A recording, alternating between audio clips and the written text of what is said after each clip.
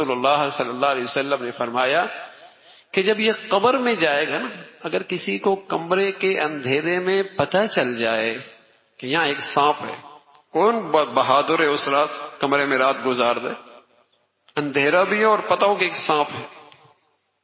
اور یہ ضروری نہیں کہ وہ ڈسے بھی صحیح، ہو سکتا ہے نہ ڈسے اور ہو سکتا ہے اس پہ حملہ آور نہ ہو، لیکن رات نہیں گزارے گا،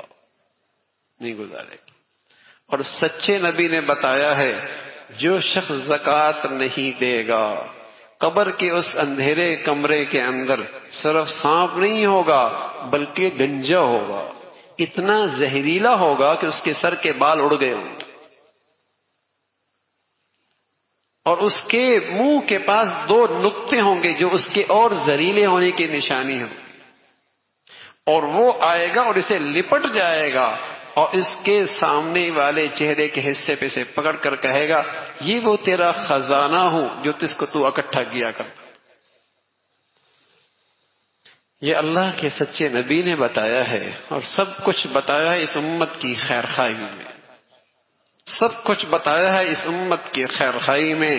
اس لیے کہ وہ نبی رحمت بن کے آیا ہے، اس نبی کی ساری تعلیمات اس انسانیت کے لیے رحمت ہی رحمت ہے، کہ اس سے پہلے کہ دھوکہ کھا بیٹھے اور اس سے پہلے کہ اس مصیبت سے اس کا واسطہ پڑے، اپنی حفاظت کی شکل اختیار کر لے، کہ یہ دولت جسے یہ اکٹھا کیا کرتا تھا، الذی جمع مالا وعدد، جمع کر رہا ہے، جمع کر رہا ہے، اور اتنی ہوس ہے، روز گنتا ہے کتنے ہو گئے، روز گنتا ہے کتنے ہو گئے، الذی جمع مالا وعدد یحسب ان مالہ اخلد، ایسا دولت سے کچھ اس کا دل لگا ہے جیسا لگتا ہے یہ ہمیشہ دولت اسے ساتھ رکھے گی، کلا، نہ ایسا نہیں ہو، لَيُنبَذَنَّ فِي الْحُطَمَةِ، یہ حطمہ میں ڈالا جائے گا، وَمَا أَدْرَاكَ مَا الْحُطَمَةِ، جانتے بھی ہو یہ حطمہ ہے کیا چیز، نار اللہ الموقدہ، یہ اللہ کی سلگائی ہوئی آگ ہے جو جسموں تک نہیں پہنچے گی، دلوں تک اس کی رسائی ہو۔ یہ وہ ہیں الذی جمع مالا وعدد، مال اکٹھے کر رہے، کرتے چلے جا رہے ہیں مال اکٹھا۔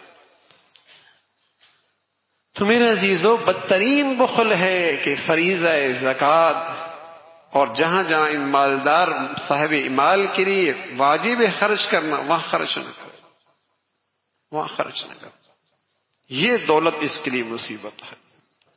یہ دولت اس کے لیے مصیبت۔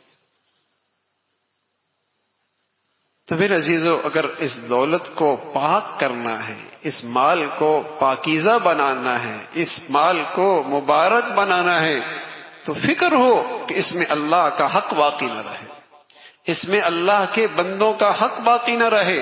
کل قیامت میں اللہ کے بندے اس سے مطالبہ کریں گے اپنے حق کا کہ دنیا میں انہوں نے ہمارا حق ادا نہیں کیا۔ مخلوق کا حق ہے۔ اللہ نے اس دنیا کے اندر بعض لوگوں کو اپنا مخزن بنایا ہوتا ہے، جنہیں اللہ اپنی نعمتیں دیتا ہے، اور ان کے واسطے سے امت میں، مخلوق میں وہ چیزیں تقسیم ہوتی رہتی ہیں۔ جب تک یہ تقسیم کرتا رہتا ہے اللہ بھی دیتا رہتا ہے، اور جب یہ اکتانے لگتا ہے اللہ بھی اس سے یہ توفیق اور یہ دولت چھین لیتا ہے۔ یہ تو خوش نصیب ہے، اللہ نے اسے اپنا خزانہ بنایا ہوا ہے اور اسے دے رہا ہے اور اس کے ہاتھ سے تقسیم کروا رہا ہے تو اللہ کا، اور اللہ اس کے ہاتھ سے تقسیم کرا کے اسے نوازنا چاہتا ہے۔ جب تک تقسیم کرتا رہے گا اللہ اسے اور دیتا رہے گا۔ جہاں اس نے تنگی اور بخل کا مظاہرہ کیا اللہ کسی اور کے حوالے کر دے گا۔ یہ کون سا آسمان سے گرا ہے؟